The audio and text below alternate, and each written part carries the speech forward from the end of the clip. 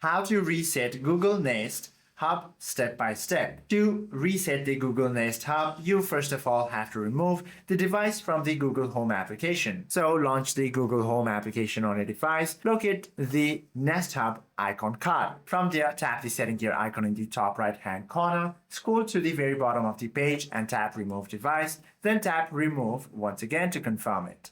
Now you simply have to trigger the physical hardware reset. Turn your Nest Hub around so you are looking at the fabric back panel. Locate the elongated volume rocker button positioned on the outer edge. Then press and hold the volume up button and down.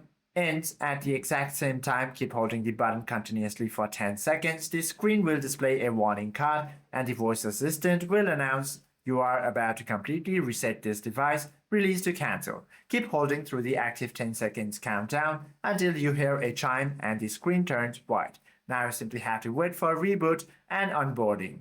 Hope this video helps you out a lot. If you have any questions or queries, please do comment down below.